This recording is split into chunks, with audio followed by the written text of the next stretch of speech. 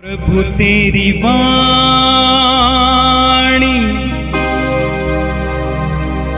जीवन की रोटी, नयनों की ज्योति, अंधेरा मिटाती।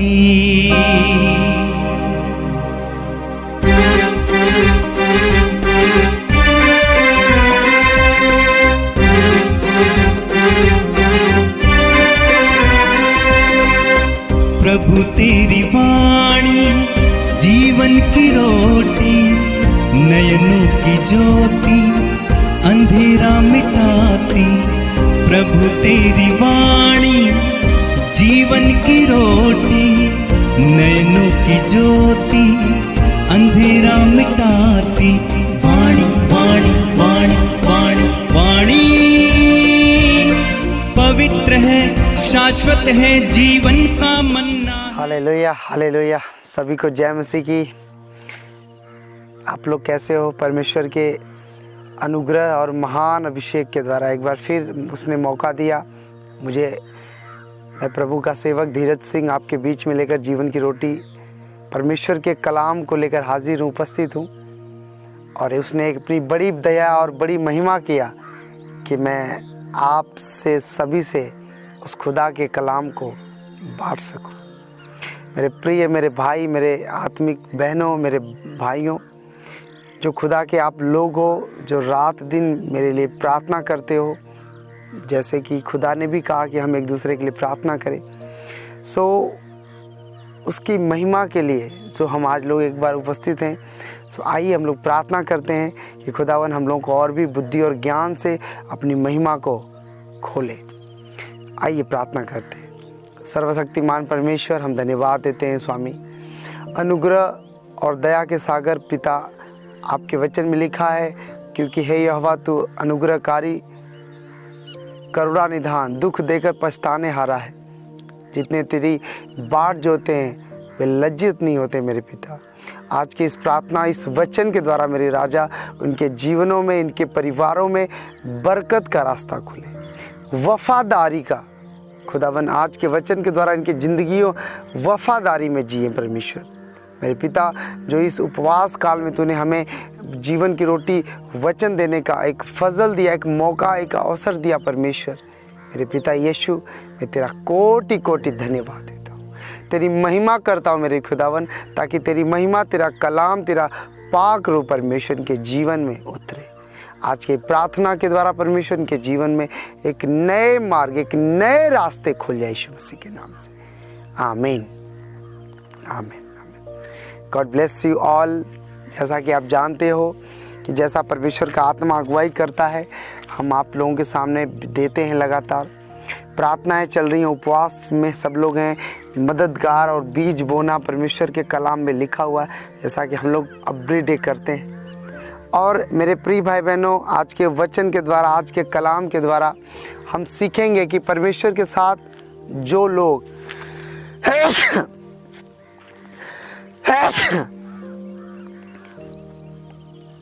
हालेलुया। आज के वचन के द्वारा, आज के कलाम के द्वारा हम यह सीखेंगे कि जो लोग परमेश्वर के साथ वफादार रहते हैं, जो लोग परमेश्वर से के ओर से चुने हुए लोग हैं, और सब लोग चुने हुए लोग हैं, ऐसा कोई नहीं जो चुना हुआ नहीं है, पर जो लोग सच में उसकी मर्जी को पूरा करना चाहते हैं, जो लोग सच में उसकी कलाम को अपने जीवन में प्रैक्टिकली होते हुए पूरा देखना चाहते हैं, उसके वचन को, उसके वाचा को, हम उस वचन को आज पढ़कर आप लोगों को समझने का और समझाने का प्रयास करेंगे कि परमेश्वर किन लोगों के ऊपर अपनी दया दिखाता है। कैसे लोग हैं जो परमेश्वर से आशीषित रहते हैं पीढ़ियों तक, एक दो पीढ़ी नहीं, पीढ़ियों दर पीढ़ी तक। सो प्रिय मेरे भाई बहनों, आज के वचन को बड़े ध्यान से सुने, क्योंकि जीवन की रोटी ये जो हम लोग एवरीडे देते हैं परमेश्वर के कलाम में, आपके वचन को, खुदावन के कलाम को आपके जीवन को परिवर्तित होने देंगे। ना हम धर्म जाति बदल रहे हैं और ना किसी प्रकार का कन्वर्जन कर रहे हैं, पर एक चीज़ बदल रहे हैं, जो हमारा स्वभाव है, जो हमारा परमेश्वर के साथ लगाव है। हालेलुया। सो आइए हम लोग परमेश्वर के वचन में जाकर देखते हैं कि ऐसे कौन लोग हैं जो परमेश्वर के साथ वफादार रहें, अपने खुदा के साथ, अपने अगुवे के साथ वफादार रहें। और इस दुनिया के सबसे मोस्ट, स्वर्ग तो उनके लिए है ही, पर इस दुनिया के सबसे मोस्ट वेलकम जीवन उनका हुआ। हालेलुया। उत्पत्ति की पुस्तक अध्याय 41 वचन 37 से हम पढ़ते हैं। ध्यान देना, पुस्तक जेनेसिस पुस्तक उत्पत्ति अध्याय 41 और 37 वचन से मैं पढ़ता हूँ। इसमें लिखा है, यह बात फिरौन और उसके सारे कर्मचारियों को अच्छी लगी, इसलिए फिरौन ने अपने कर्मचारियों से कहा, क्या हमको ऐसा पुरुष जैसा यह यानी यूसुफ है, जिसमें परमेश्वर का आत्मा यानी पवित्र आत्मा रहता है, मिल सकता है? फिरौन ने यूसुफ से कहा, परमेश्वर ने जो तुझे इतना ज्ञान दिया है कि तेरे तुल्य कोई समझदार और बुद्धिमान नहीं, इस कारण तू मेरे घर का अधिकारी होगा और तेरी आज्ञा के अनुसार मेरी सारी प्रजा चलेगी। केवल राज गद्दी यानी सिंहासन के विषय मैं तुझसे बड़ा ठहरूंगा। फिर फिरौन ने यूसुफ से कहा, सुन, मैं तुझको मिस्र के सारे देश के ऊपर अधिकारी ठहरा देता हूँ। तब फिरौन ने अपने हाथ से अंगूठी निकाल के यूसुफ के हाथ में पहना दी और उसको बढ़िया मलमल के वस्त्र पहनवा दिया और उसके गले में सोने की जंजीर यानी हार मुकुट डाल दी और उसको अपने दूसरे रथ पर चढ़वाया। और लोग उसके आगे आगे यह प्रचार करते चले कि घुटने टेक कर दंडवत करो। और उसने उसको मिस्र के सारे देश के ऊपर प्रधानमंत्री ठहराया। वचन 44 में लिखा है 44 में, फिर फिरौन ने यूसुफ से कहा, फिरौन तो मैं हूँ, पर सारे मिस्र देश में कोई भी तेरी आज्ञा के बिना हाथ पांव न हिलाएगा। तब फिरौन ने यूसुफ का नाम, हालेलुया,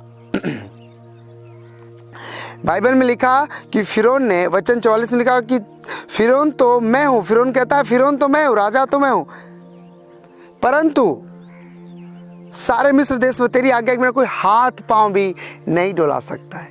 मेरे आदरणीय भाई बहनों, परमेश्वर जिसके प्रेम करता है, जिसके कलाम को देता है, वो कहता है कि मेरी आज्ञा के बिना तेरा कुछ नहीं होगा। अब ध्यान देना, यूसुफ कैसे राजा बन गया? हाँ, कैसे इतना बड़ा सम्राट, उसको बोला मेरी राजगद्दी के सिवा इस पूरे दुनिया पर, पूरे देश पर तेरा बस चलेगा। हालेलुया। मेरे प्रिय भाई बहनों, परमेश्वर आज आपसे क्या चाहता है? परमेश्वर आपसे क्या चाहता है? वफादारी। कैसे यूसुफ बन गया इतना बड़ा महान आदमी? एकदम से कैसे बन गया? क्या वो राजा के घर में पैदा हुआ था? क्या वो इस लायक था क्या क्यों बन जाए? पर अगर हम इसके वचन में बाइबल में पढ़ते हैं, भजन संहिता अध्याय 105, भजन संहिता अध्याय 105 वचन 17 से हम पढ़ते हैं और देखते हैं कि परमेश्वर यूसुफ को क्यों इतना बड़ा पदवी दे दिया। हम देखते हैं कि परमेश्वर क्यों, आखिर में यूसुफ में क्या खासियत थी, क्या इतना टैलेंटेड था वो बंदा, क्या इतना ज़्यादा उसके अंदर था कि परमेश्वर ने इतना बड़ा उस पर दया किया। राजा फिरौन को, जो दुनिया का सबसे बड़ा राजा था, उसे दयालु कर दिया। सो आइए देखते हैं कि इससे पहले यूसुफ ने क्या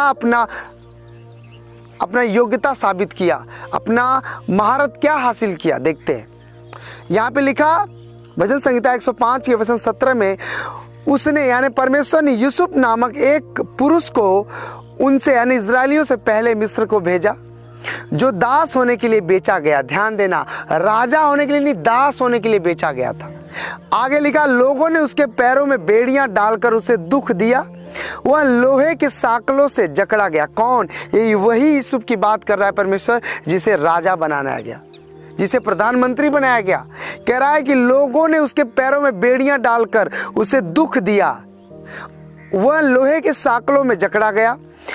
लिखा जब तक कि उसकी बात पूरी न हुई तब तक यहोवा का वचन उसे कसौटी पर कसता गया। बोलो हालेलुया।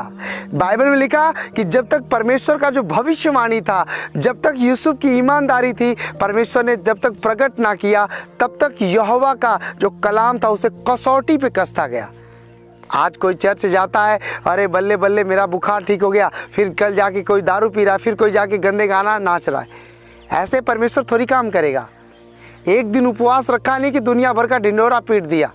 एक दिन 10 रुपये 100 रुपये चंदा बोया नहीं, दान दिया नहीं कि दुनिया भर का डवारा कर दिया।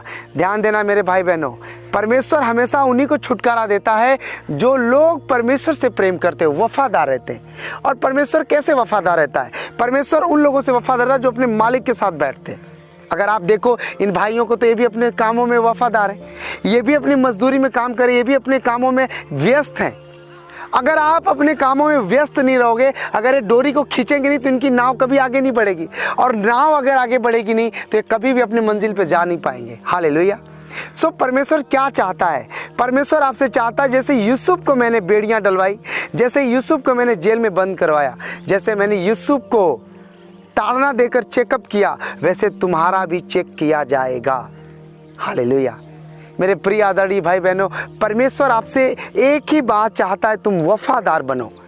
अगर यूसुफ बीच में कुड़कुड़ाता कि नहीं तू कहाँ है मेरा परमेश्वर, मैं कैसा क्रिश्चियन हूँ, मेरा कोई मतलब नहीं है, तू है ही नहीं भगवान, एक बार भी लिखा कि उसने कुड़कुड़ाया नहीं, एक बार भी उसने ये नहीं कहा कि ये मेरे परमेश्वर तूने मुझे ऐसा क्यों किया, तू जानता है मैं बलात्कारी नहीं हूँ, मैं झूठा रेप के केस में फंसाया गया हूँ। पर उसने बंदे ने कहा जब तक कि, लिखा 19 में कह रहा, जब तक कि उसकी बात पूरी न हुई। उसकी किसकी? परमेश्वर की। हालेलुया। अगर वो लोग खींच रहे, अगर ये पतवार ना जा रही है, अगर इसके सही सिस्टम से नहीं खींचे तो कभी भी आगे नहीं जा सकते। हालेलुया। मेरे प्रिय भाई बहनों, उसी तरह परमेश्वर आपको एक नाव के रूप में देखता है। हाँ, एक नाव के रूप में, पर पतवार परमेश्वर को दो ना अपना। Hallelujah, hallelujah. जब आप अपनी पतवार को परमेश्वर को दोगे, जैसे यूसुफ ने दिया था, उसी प्रकार परमेश्वर आपके जीवन में काम करेगा। बाइबल में लिखा कि जब तक उसकी बात पूरी ना हुई तब तक यहोवा का वचन उसे कसौटी पर कसता रहा, यानी परीक्षाएं लेता रहा। हाँ, सोचो, उसके पैरों में बेड़ियां बांधी गई, लोग उससे मजा लेते होंगे, ठट्ठा करते होंगे। और यूसुफ कौन था? अपने बाप का लाडला था, प्यारा था। 10 भाइयों में सबसे अच्छा कपड़े पहनने वाला, सबसे अच्छा खाना खाने वाला यूसुफ था। उसने एक बार भी नहीं कहा कि हे स्वर्ग के खुदा तूने मेरे साथ ऐसा क्यों किया, पर उसको मालूम था कि मेरे लिए एक बड़ी योजना है। मुझे परमेश्वर ने 2 बार दर्शन दिया, 2 बार दिखाया है कि मैं मेरे भाई मुझे दंडवत कर रहे हैं, मेरे माता पिता मुझे दंडवत कर रहे हैं। उसने दर्शन देखा तो उसे मालूम था, वो आत्मिक बंदा था। हालेलुया। आज कलीसिया एक बहुत बड़े घोर निद्रा में शैतान के पड़ना चाहती है, जा रही है कि उनको बस रविवार मीटिंग हो गई, काम खत्म, प्रार्थना किया, काम खत्म, पास्टर को फ़ोन किया, प्रार्थना खत्म। पास्टर का क्या हाल है, चर्च का क्या हाल है, आगे कैसे बढ़ेगा, उनसे कोई लेना देना नहीं। मेरे प्रिय भाई बहनों, परमेश्वर ऐसे लोगों को ईमानदार नहीं, धोखेबाज और गद्दार कहता है। कह रहा है उसे कसौटी पे कसा जाएगा। और बाइबल में लिखा खुद फिरौन ने, अब अगर वचन 20 को पढ़ो तो लिखा कि तब राजा ने दूत भेजकर उसे निकलवा लिया। वचन संहिता में लिखा और देश देश के लोगों के स्वामी ने उसको बंधन खुलवा दिया। हालेलुया। उसने उसको अपने भवन का प्रधान, अपनी पूरी संपत्ति का अधिकारी ठहराया। अब ये जानते हो देश देश का स्वामी कौन है? परमेश्वर है, फिरौन नहीं है। राजा ने तो दूध भेजकर उसे निकलवा लिया, पर कह रहा देश देश के लोगों के स्वामी ने उसके बंधन खुलवाए। यानी परमेश्वर ने बंधन कौन सा खुलवाया? जो उसके माँ बाप को भाइयों से अलग किया गया था, कह रहा वो बंधन जो उन्हें बिछड़ापन था वो अलग कर दिया। हालेलुया। जो वो बंधन थे जो शैतान ने उसके जीवन में डाला था, निराशा का, कह रहा वो बंधन जो उसके गरीबी का था, कह रहा उसे खुलवा दिया परमेश्वर ने। आमीन। जो लोग उसे ठट्ठा कर रहे थे, जो उसे मजाक में ले रहे थे, कह रहा परमेश्वर उन्हें लज्जित कर दिया। सो मेरे प्रिय भाई बहनों, अगर आप भी अपने जीवन में कुछ बेटर होना देखना चाहते हो, हाँ, कुछ अपने ज़िंदगी में परमेश्वर को लागू देखना चाहते हो, तो आपको वफादार बनना पड़ेगा। और वफादार बनने के लिए कोई एक दिन का कोई साग मूली का काम नहीं है। अगर आप मसीह जीवन में एंजॉय लेना चाहते हो तो 1 साल, 2 साल, 3 साल तक मैं कह रहा हूँ परीक्षाएं रह सकती हैं। ट्रेवल हो सकता है शैतान आपके जीवन में 4 साल तक, 5 साल तक, जिसकी जैसी बुलाहट। लेकिन जहाँ तक मेरा एक्सपीरियंस है 2 साल के मसीह जीवन का, 3रा साल चल रहा है मेरा, तो इसका एक्सपीरियंस मुझे है कि ज़्यादा से ज़्यादा आपको 2 साल तक, 3रा साल जाते जाते आपके जीवन में आशीष की बरसात हो जाएगी। बोलो आमीन। मेरे प्रिय भाई बहनों, क्यों परमेश्वर सभी लोगों को इस्तेमाल नहीं कर पाता है? क्यों परमेश्वर सभी लोगों को अपने योजनाओं को नहीं प्रकट करता है? क्योंकि परमेश्वर की योजना एक दिन में नहीं समझ पाओगे आप, ना 1 साल में। Hallelujah, hallelujah. मूसा 80 साल का हो गया, उसके बाद उसे समझ में आया। हाँ, समझ रहे हैं कि नहीं?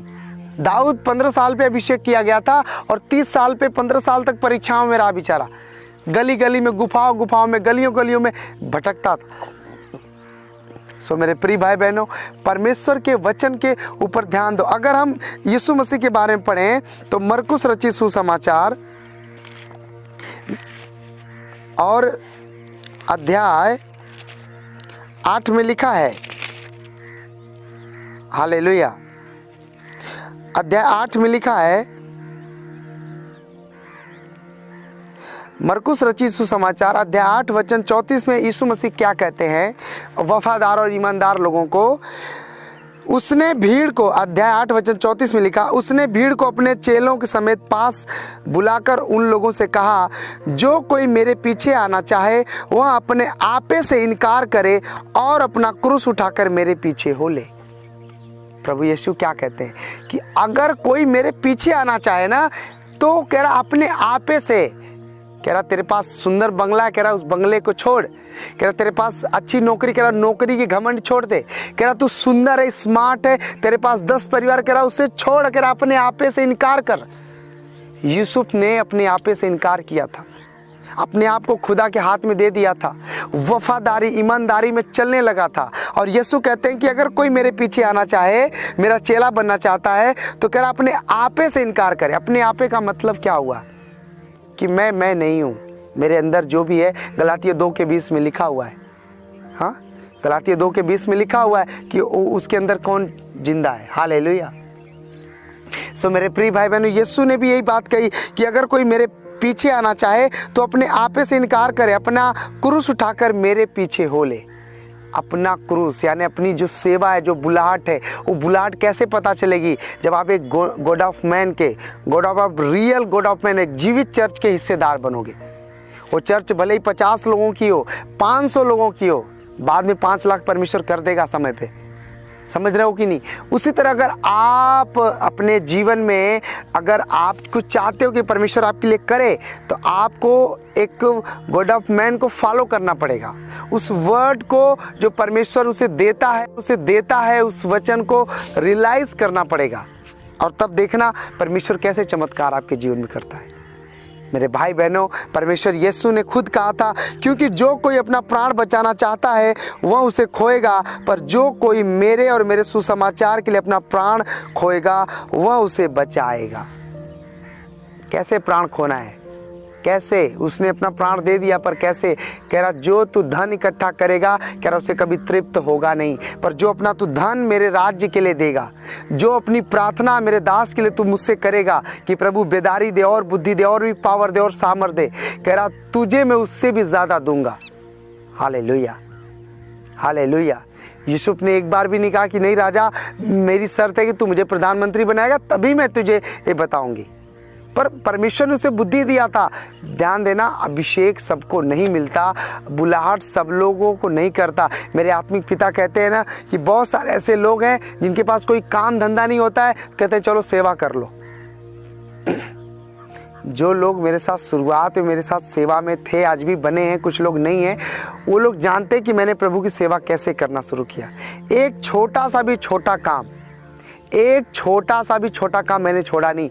सब्जी से लेकर, अंडे से लेकर, ठेला से लेकर, मैंने जितना भी छोटा काम कि प्रभु मेरे काम को चलने दे, प्रभु मेरे काम को चलने दे, मैं करूं। पर कुछ लोगों को परमेश्वर अपने कामों के लिए पर्पस चुन लेता है। और उन्हें उसी तरह से ताड़ना देता है। पर मेरा एक ही पर्पस था, दिन भर काम करो तो रात भर सेवा करो, रात भर सेवा करो तो दिन भर काम करो, काम करो तो सेवा करो। ये कोई काम नहीं है कि सेवा कोई धंधा बिजनेस से कर लिया चाहे जो उठा। तो फिर डंडे पड़ते तो लोग कहते हैं सताव है जी, सताव तो होने वाले हैं, सब जानते हैं, लेकिन परमेश्वर कहता है मैं तुम्हारे प्राण को बचाऊंगा जो मुझ पर विश्वास करेगा। हालेलुया। और आगे वचन में लिखा, यदि मनुष्य सारे जगत को प्राण प्राप्त करे और अपने प्राण की हानि उठाए उसे क्या लाभ होगा? मनुष्य अपने प्राण के बदले क्या देगा? फिर 38 वचन कह रहा, जो कोई इस व्यभिचारी और पापी जाति के बीच मुझसे और मेरी बातों से लजाएगा, मनुष्य का पुत्र जब पवित्र दूतों के साथ अपने पिता की महिमा सहित आएगा तो तब उससे भी लजाएगा। सब जन बोलो आमीन। यूसुफ ने एक बार भी लजाया नहीं। यूसुफ ने वफादारी दिखाई, ईमानदारी दिखाई, अपने परमेश्वर के सामने प्यार किया। हालेलुया। मेरे प्रिय भाई बहनों, परमेश्वर हमेशा उस कंट्री को, उस जाति को, उस पॉपुलेशन को, उस लोगों को चंगा करता है जो लोग परमेश्वर के साथ वफादार होते हैं। हम मसीह लोग हैं, हम अपने देश के बरकत के कारण हैं। अगर आप प्रार्थना करने वाले हो, अगर आप खुदा के ऊपर चलने वाले और फेथ करने वाले हो, तो खुदावन भी कहता है मैं तेरे साथ वफादार हूँ। पर जब तुम्हारे मन में ही गद्दारी है, जब तुम्हारे मन में ही पाप है, तुम्हारे मन में ही कंजूस की आत्मा छुपी है, तो तुम कभी भी बरकत नहीं पाओगे। सो मेरे प्रिय भाई बहनों, आपको इस वचन के द्वारा परमेश्वर नॉलेज दे, बुद्धि दे, ज्ञान दे, समझ दे कि आपको उस वर्ड को फॉलो करना है, उस वचन को अपने जीवन में अपने लिए उतार लेना है, ताकि हमारा और आपका परमेश्वर आपको बरकत दे। God bless you all. मेरी ये प्रार्थना है, जैसे यूसुफ के साथ सोचो, राजा ने उसे अपनी अंगूठी निकाल दी, अपनी अंगूठी दे दी, मतलब अपना अधिकार दे दिया। पहले राजा लोग मुहर मारते थे अंगूठी से कि जो एक बार हो गया बात खत्म। कह रहा अपना अधिकार राजा ने उसे दे दिया। कह रहा मैं अपने घर पे तुझे अधिकारी बनाता हूँ। कह रहा राज गद्दी छोड़, बाकी सब कुछ तेरे नीचे रहेगा। सो मेरे प्रिय भाई बहनों, हम देखते हैं कि परमेश्वर जो देता है तो प्रैक्टिकली काम करता है, वो प्रैक्टिकली छुटकारा देता है। सो मेरे प्रिय भाई बहनों, मेरा विश्वास है कि आप लोग इस जीवन की रोटी जो हमें वफादारी में सीखता है, आप एक दिन में कुछ नहीं कर पाओगे। आप डे बाय डे सीखते जाओगे, बढ़ते जाओगे, वचन का समझ लेते जाओगे। वचन को सुनो, रात को रोज़ 9 बजे जीवन का मन्ना लेने के लिए हाजिर हो जाओ कि आई एम रेडी। फिर सुबह जीवन की रोटी सुनो, एवरीडे चेकअप करो, जो पिछली वीडियो उसको सुनो कि कैसे परमेश्वर अपने दास के द्वारा काम कर रहा है। सो प्रभु आप इस वचन के द्वारा आप सब जन को बहुत आशीष दे। मिलते हैं अगले दिन फिर से प्रभु की हजूरी में, जीवन की रोटी में। सो मेरे परमेश्वर आप सबको आशीष देगा इस वचन के द्वारा। आइए प्रार्थना करते हैं। God bless you all. सर्वशक्तिमान परमेश्वर, इस वचन के द्वारा मेरे प्रभु जितने भी लोग अपने मन को फिराएं और वफादारी में अपने बीज, अपने दान, अपने भेंट, अपनी प्रार्थना, अपने उपवास के साथ, अपने देश के वफादारी के साथ प्रभु चलने का निर्णय कर रहे हैं, तो उनके जीवन को बरकत देना मेरे पिता, उनके जीवन से बीमारियों को दूर करना मेरे पिता यीशु। मेरे पिता, मैं प्रार्थना करता हूँ मेरे राजा, उन लोगों के लिए परमेश्वर जो इस वर्ड को सुनकर इस मनन करेंगे परमेश्वर, तेरा वचन कैसे कसौटी पे इंसान को कसता है, कैसे उनको परीक्षाओं में परमेश्वर डालकर उन्हें चेकअप करता है, परंतु तू साथ में भी रहता है मेरे पिता। इसलिए हे मेरे पिता यीशु, मेरे खुदावन, आज के इस कलाम के द्वारा, आज के इस वचन के द्वारा इनके ज़िंदगियां बदले, इनके लोगों में परमेश्वर तेरी बेशुमार खुशी आए।